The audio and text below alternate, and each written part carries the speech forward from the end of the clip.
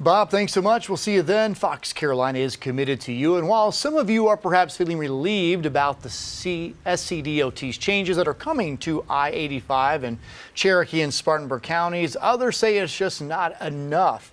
The coroner, who calls the area a death trap, says the timeline is not good enough. And folks who live in this area, who drive it every single day, say, you know, this is a huge part of their life, and some of them are still in fear to get out there. Fox Carolina's Tresia Bowles live near some of those chutes on 85 right now, Tresia. And what are people saying about this? Yeah, Tori, again, mixed reactions. Coroner Dennis Fowler says the chutes that you can see right behind me need to get rid of them earlier before someone else gets hurt. And Gaffney residents are hoping the changes work to slow drivers down. What's out there right now is not working. Cherokee County Coroner Dennis Fowler says the SCDOT's announcement of a 90-day process for the removal of each I-85 chute near Gaffney is too long. Saying they'll get rid of the chute by the end of the year, we knew that all along. That's too long. We cannot keep that chute that long. The SCDOT also says they're reducing the speed limit, but drivers like Katrina Smith aren't optimistic either. Right now, I can see that people are going slower, but that's still, that's still not gonna. I don't think that's gonna solve the problem. Fowler says the real problems are the chutes.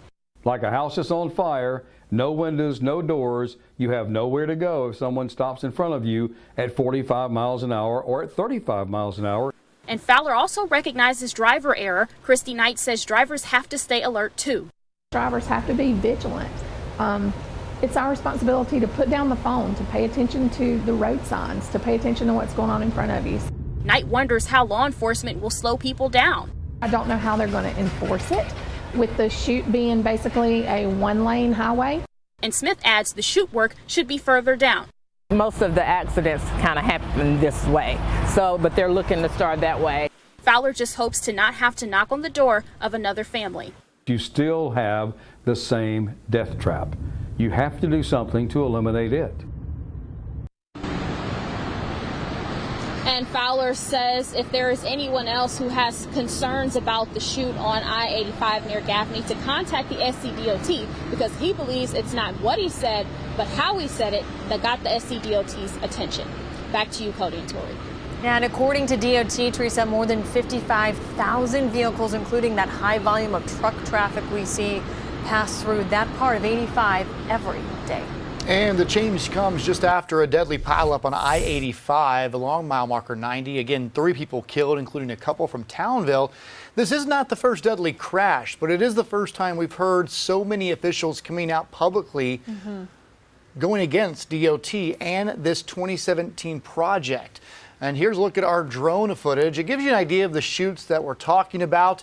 Again, it's all based on widening I-85, but you heard from politicians last week here that saying this thing just taking too long and this should be wrapped up, and that these chutes are creating, again, as you heard the coroner mention, a death trap. This year alone, 6 people have died, including 3 last week.